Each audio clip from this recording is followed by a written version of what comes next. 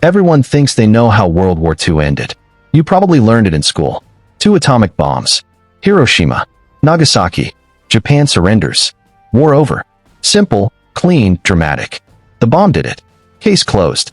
But what if that story, the one printed in every textbook, taught in every classroom, and repeated in every documentary for the last 80 years, is only half true? What if the atomic bombs, as devastating and historically significant as they were not actually the thing that broke Japan's will to fight? What if the real killing blow came from somewhere else entirely?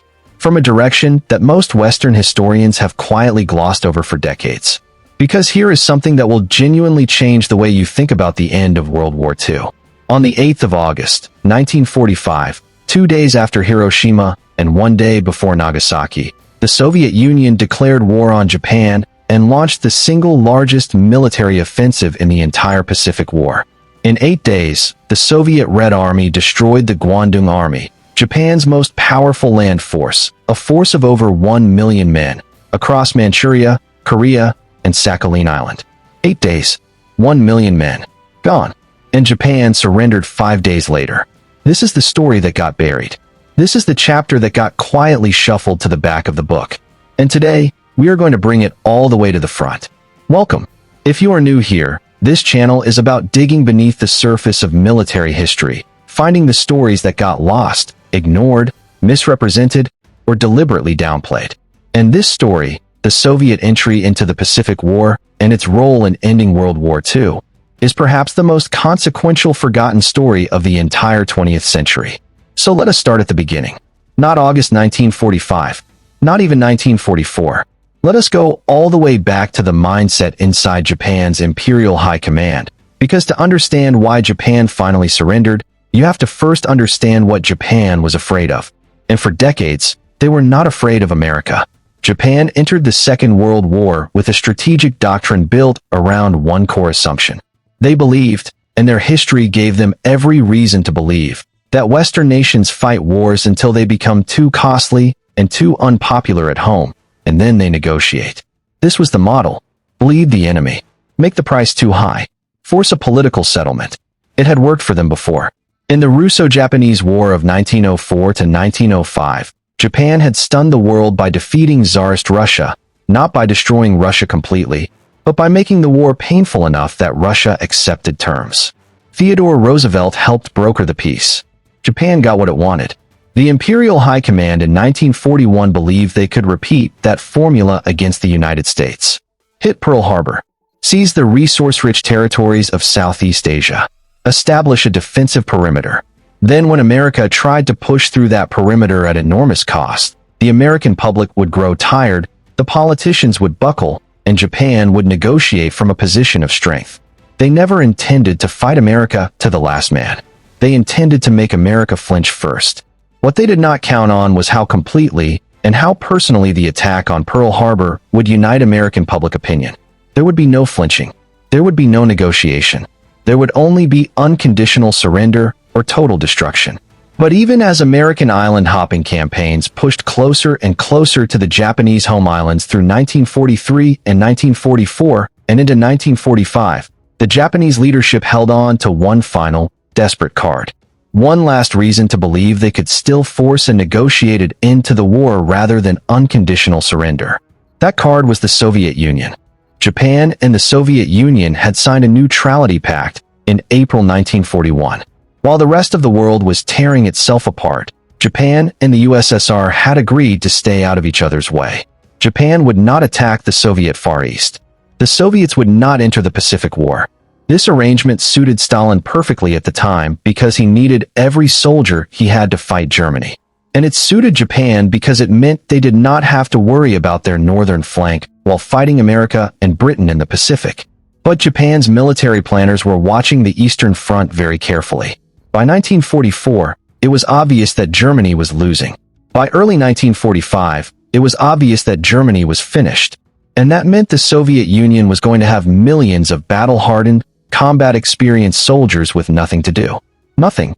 That is, unless they turned east. Japan's leaders knew this. They were not naive. They could read a map.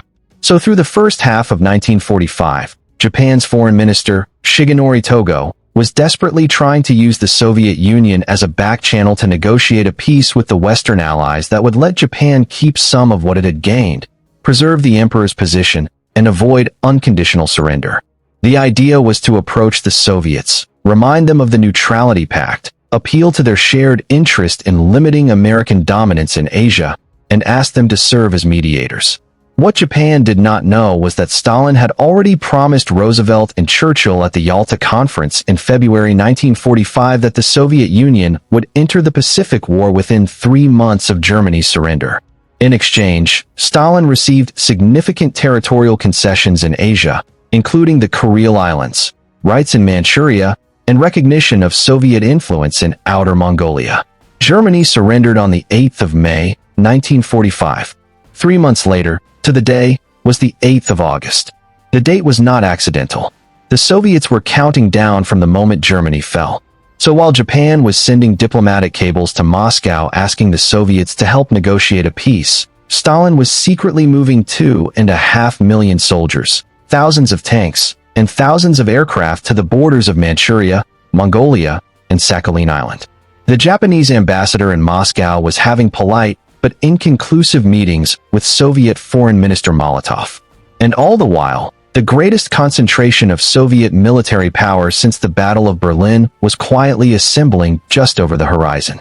The Japanese Kwantung Army stationed in Manchuria was nominally a force of over 1 million men. But here is the critical detail that most accounts either miss or underplay.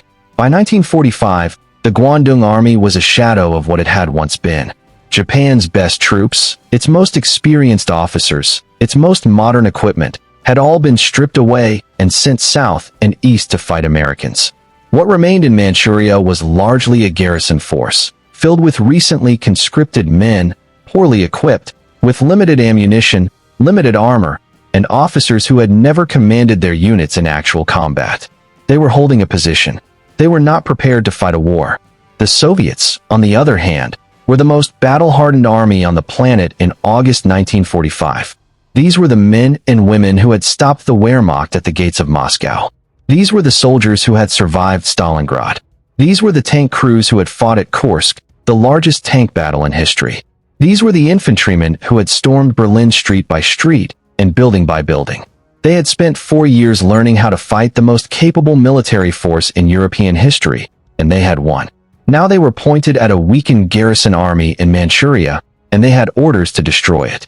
The operational plan was called Operation August Storm, and it was a masterpiece of Soviet military thinking. Marshal Alexander Vasilevsky, one of the finest operational commanders of the entire war, designed an attack that would strike simultaneously from 3 directions. From the west across the Gobi Desert in Inner Mongolia, from the north across the Amur River, and from the east out of the Soviet maritime provinces. These 3 massive army groups would converge on the heart of Manchuria from directions the Japanese had never adequately prepared to defend. The western attack was the most audacious. Soviet armored columns would cross the Gobi Desert, terrain that conventional military thinking said was impassable for a modern mechanized force. The Japanese had actually banked on this. They had not built strong defenses on their western flank because they assumed no army could move armor across that desert fast enough to matter. The Soviets did it anyway. They prepositioned fuel and supplies using air transport.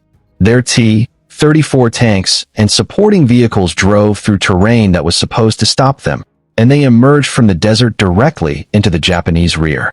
At 3 in the morning on the 9th of August 1945, all 3 Soviet army groups crossed the border simultaneously. The timing matters enormously here. The atomic bomb had been dropped on Hiroshima on the 6th of August. The Japanese government was still processing what had happened, still arguing internally about what it meant, still debating how to respond. And then, in the darkness of the early morning of the 9th, Soviet forces began pouring across 3 borders at once. And at 11 in the morning of that same day, the second atomic bomb fell on Nagasaki. Japan was being hit from multiple directions, with multiple unprecedented catastrophes, within the same 72-hour window. Now here is where the historical debate gets genuinely fascinating, and where the evidence starts to challenge the textbook story in a very serious way. The standard Western narrative, the one almost everyone grows up with, goes like this. The atomic bombs were so horrifying, so far beyond anything Japan had experienced, that they shocked the Japanese government into surrender. The bombs demonstrated that America had the power to destroy Japanese cities one by one without risking a single American soldier on the ground. Facing this unprecedented destruction, Japan chose to surrender rather than face annihilation. This narrative is emotionally compelling. It is also strategically logical, and there is truth in it. The atomic bombs were appalling in their destructive power. Hiroshima and Nagasaki were catastrophes unlike anything in the history of warfare. But here is the problem with the narrative. Japan had already watched its cities burn. By August 1945, American B-29 bombers had been conducting massive incendiary raids on Japanese cities for months. General Curtis LeMay's firebombing campaign had already destroyed more square mileage of Japanese urban areas than the two atomic bombs would. The single most destructive air raid in history was not Hiroshima. It was the firebombing of Tokyo on the night of the 9th and 10th of March 1945, when an estimated 80,000 to 100,000 people died in a single night. Tokyo was not the only city attacked. By the summer of 1945, dozens of Japanese cities had been burned to rubble. Hundreds of thousands of civilians were already dead from conventional bombing. The Japanese military leadership had watched all of this happen. They had not surrendered.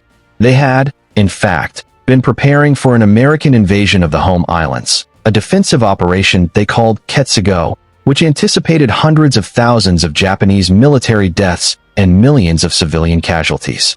They were handing out bamboo spears to civilians. They were training women and children to fight. They had accepted, at the highest levels of military planning, that the home islands would become a slaughterhouse. So why would two more destroyed cities, as horrific as those cities were, break a leadership that had already accepted extraordinary levels of civilian destruction as the price of holding out? The historian Tsuyoshi Hasegawa spent years in both American and Soviet archives researching exactly this question.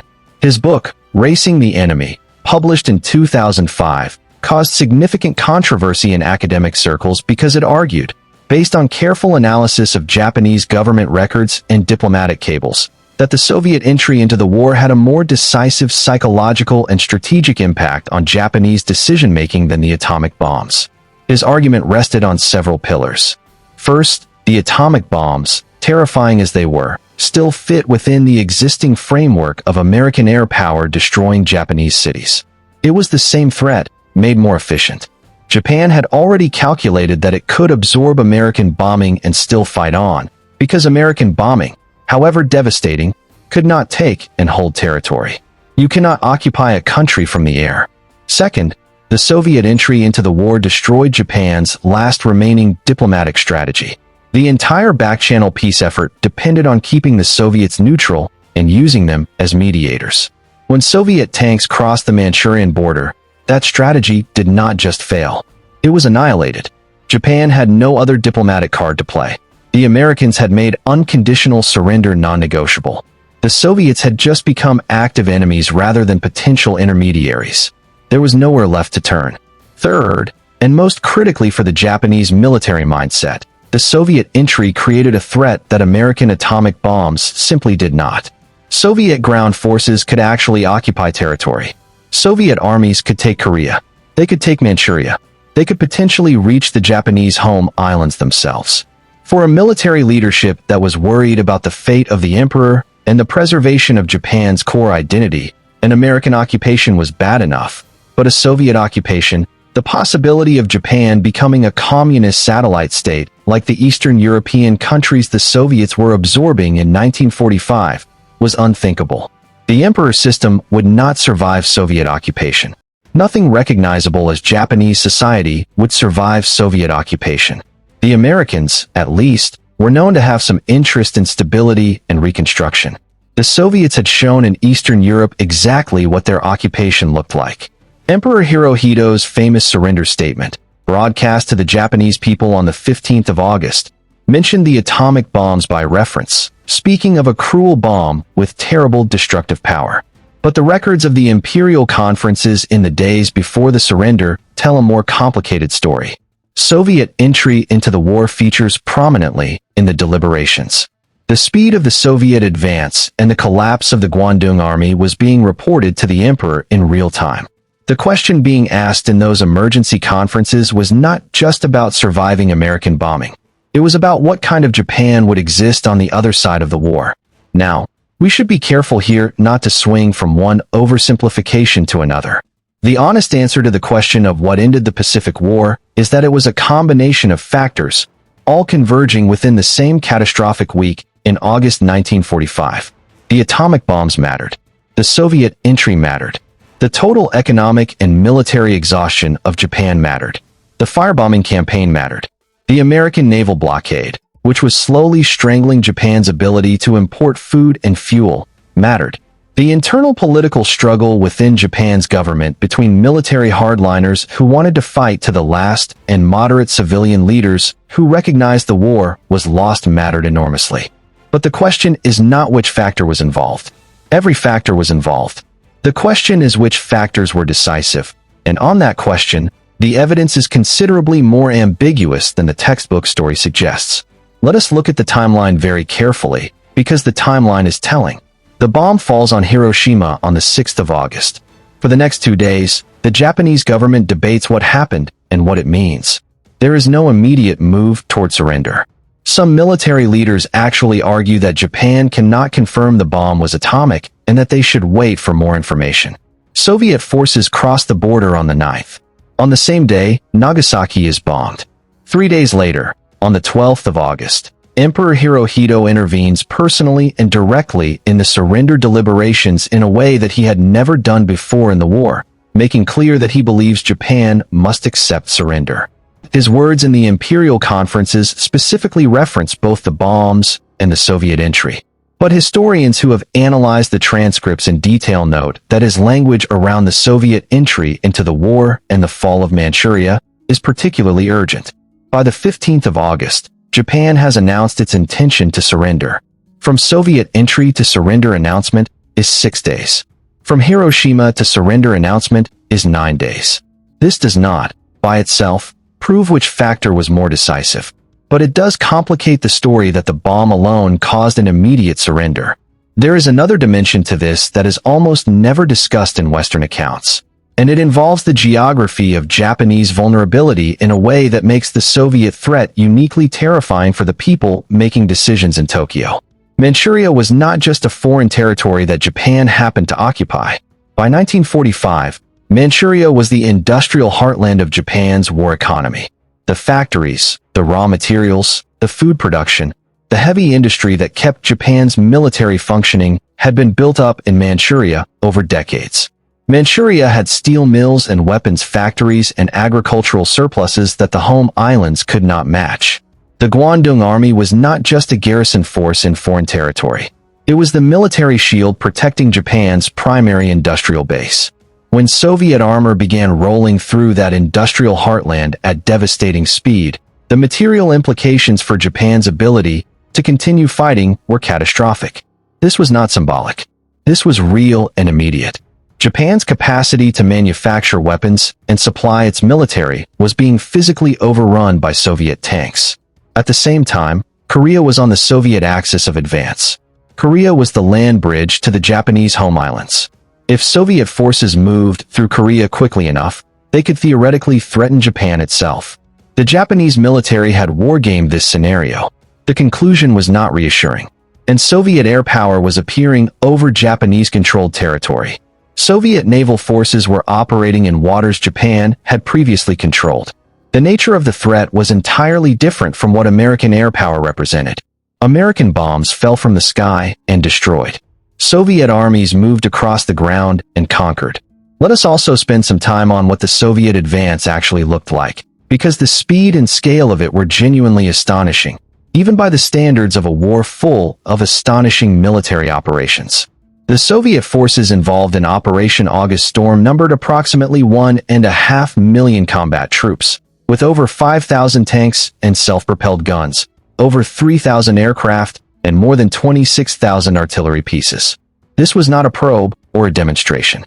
This was the full weight of the most experienced army on Earth. Marshal Vasilevsky coordinated 3 separate army groups across a front that stretched for thousands of miles. The Transbaikal Front under Marshal Rodion Malinowski attacked from the west and northwest. The First Far Eastern Front under Marshal Kirill Meretskov attacked from the east. The Second Far Eastern Front under General Maxim Perkov attacked from the north across the Amur River. All 3 attacked simultaneously, creating a situation where Japanese commanders could not reinforce any one threatened area without abandoning another. The western attack through the Gobi Desert was the operational masterstroke. Soviet planners had calculated that their vehicles could carry enough fuel to cross the desert, and they had pre-positioned additional supplies using transport aircraft, something the Japanese had not anticipated. When Soviet armor emerged from the desert and began driving toward the Manchurian city of Changchun, the Japanese western flank simply disintegrated. There was nothing there to stop them. The eastern attack made equally stunning progress. Soviet troops had spent months rehearsing assault crossing operations on rivers, and they crossed the Ushuri River under fire at multiple points simultaneously, stretching Japanese defenses beyond their breaking point. Within days, the major Japanese stronghold at Mudanjiang was being assaulted. The northern attack across the Amur River added another dimension of pressure that Japanese commanders could not address while simultaneously dealing with the other 2 fronts. Individual Japanese units fought with the courage and ferocity that characterized Japanese military resistance throughout the entire war. There were last stands. There were banzai charges. There were fortified positions that had to be reduced at significant cost. The Soviet advance was not a walkover, but in operational terms, the result was never in doubt. The Japanese could slow the advance in places, and at times, they could not stop it. They could not even coherently resist it across the entire front simultaneously. Within 5 days of the Soviet attack beginning, Marshal Vasilevsky was reporting that organized resistance by the Kwantung Army was breaking down across most of the front. Japanese units that had not yet been engaged were receiving orders that contradicted earlier orders, because the headquarters issuing those orders were being overrun. The command structure was collapsing faster than individual units could respond to it. By the 12th of August, Soviet forces were inside Manchuria in force and threatening every strategic objective simultaneously. By the time Japan announced its surrender on the 15th, Soviet forces had not yet completed the conquest of Manchuria. They kept going after the surrender announcement. Actually, because Stalin wanted to secure all the territorial gains he had been promised before a formal ceasefire took effect. Soviet forces were still accepting Japanese surrenders and occupying territory as late as early September. The significance of this timing cannot be overstated. When Japan announced its intention to surrender on the 15th of August, the Soviet military campaign in Manchuria was less than a week old and was nowhere near finished. Japan surrendered while the Soviet offensive was still accelerating. This is the opposite of what you would expect if Japan was simply waiting for a military situation to become hopeless before agreeing to surrender. A Japan waiting for hopelessness would have waited longer, because hopelessness had not yet fully arrived. The fact that Japan surrendered while the Soviet offensive was still in its early stages strongly suggests that the strategic shock of Soviet entry, the sudden destruction of the last diplomatic option, and the demonstration that a land army was now overrunning Japan's industrial base and potentially threatening the home islands, was sufficient to break the deadlock in Tokyo without waiting for the final outcome of the fighting. Now let us talk about why this part of the story has been downplayed in Western accounts. Because this is itself a historically important question. Part of the answer is simply about the nature of wartime memory and the interests of the victor. For the United States, the atomic bomb narrative served important purposes after 1945. It justified the use of the bombs. It demonstrated American technological supremacy. It framed the end of the war as an exclusively American achievement. In the emerging Cold War context, acknowledging that Soviet military power played a decisive or co-decisive role in ending the Pacific War was not something that served American geopolitical interests. For the Soviet Union, there were different reasons to keep the story complicated.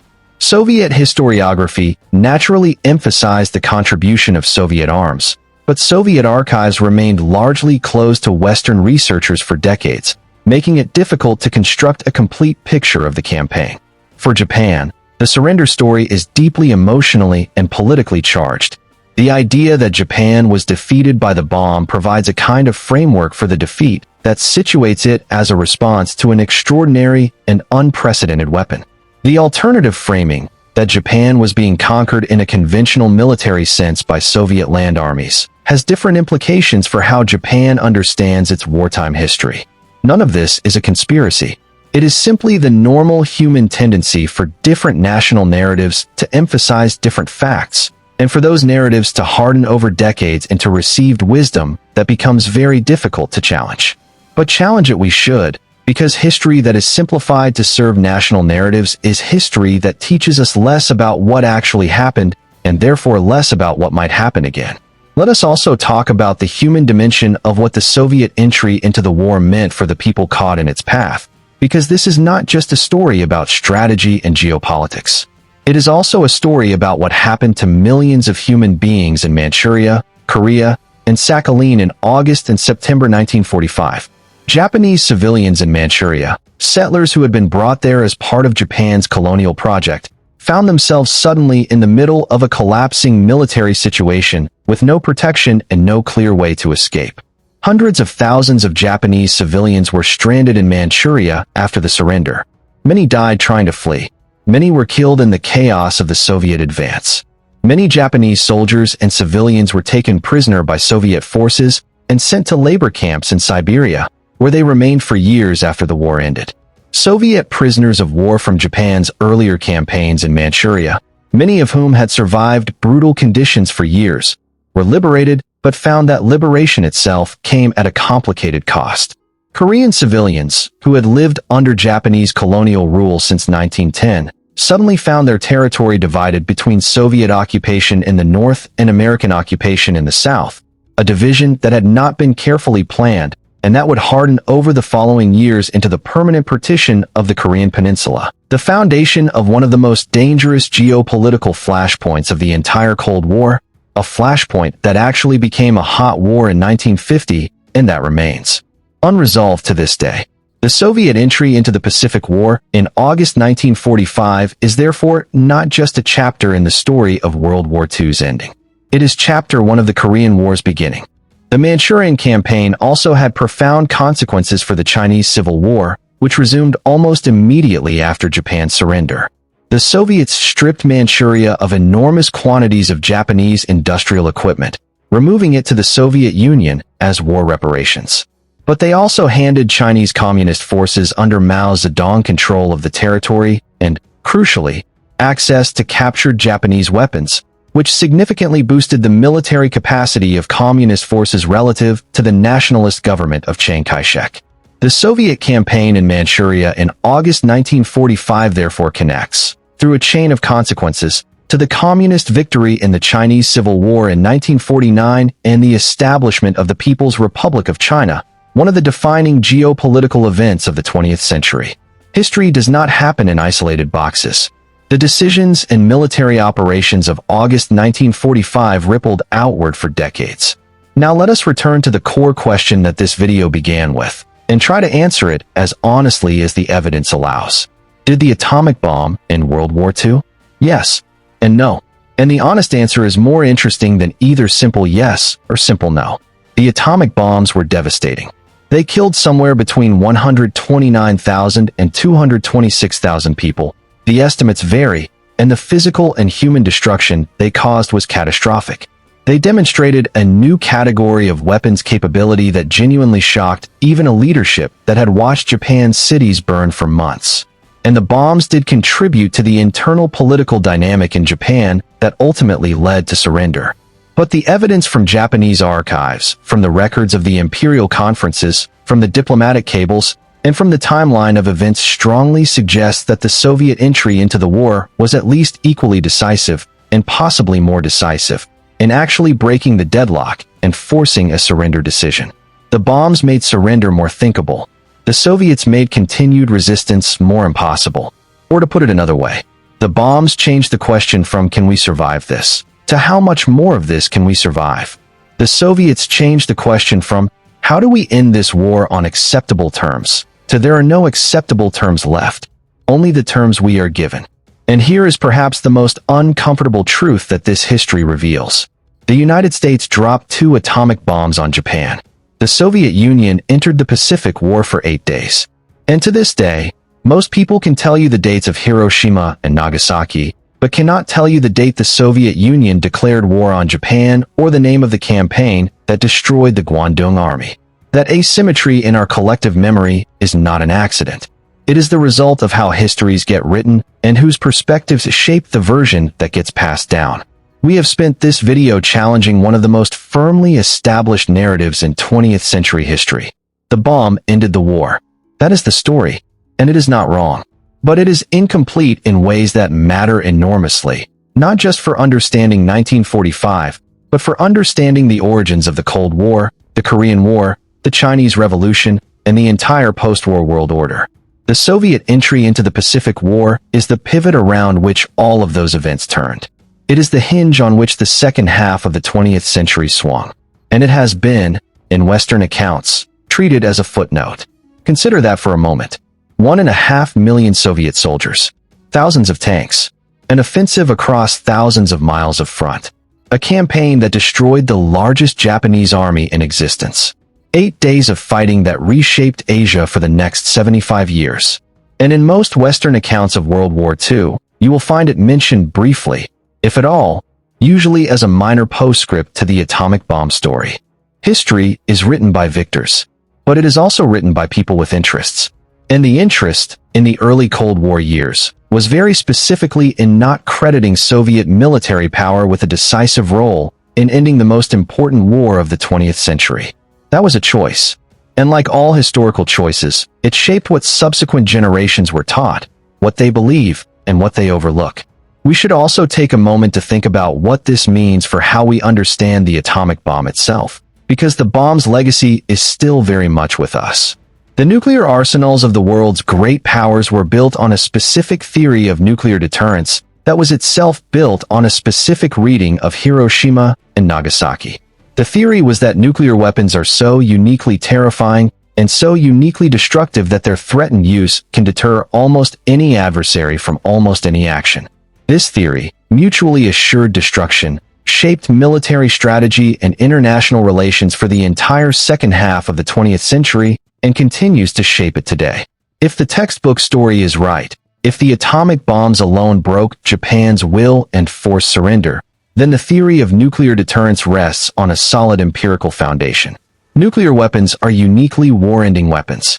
But if the more complicated story is right, if it took the combination of the bombs and Soviet entry and total strategic isolation to finally force Japan's surrender, then the theory of nuclear deterrence becomes more complicated.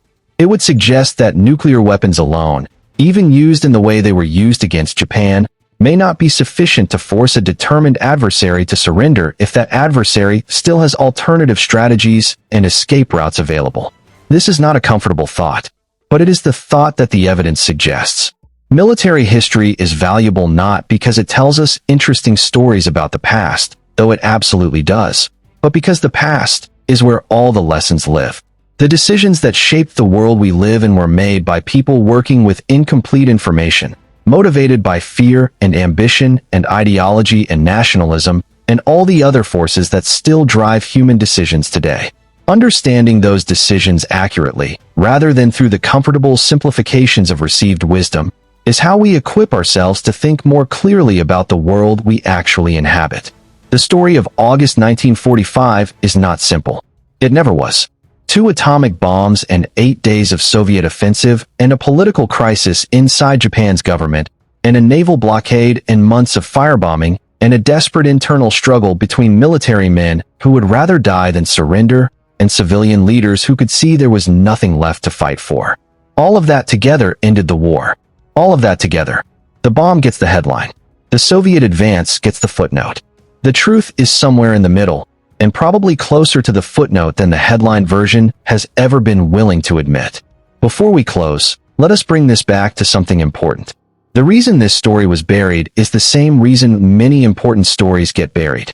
It was inconvenient. In 1945 and in the years that followed, acknowledging Soviet military power in the Pacific would have complicated the emerging American narrative of total victory and singular dominance. It would have given the Soviet Union a legitimate claim to a significant share of credit for ending the deadliest conflict in human history. In the zero-sum competition of the Cold War, that credit was simply not available to be given. So the story was shaped, not through a single decision, not through a conspiracy, but through thousands of small editorial choices, textbook committee decisions, documentary framings, and the natural human tendency to tell the version of events that reflects best on us and worst on our adversaries. It is a pattern that repeats throughout history.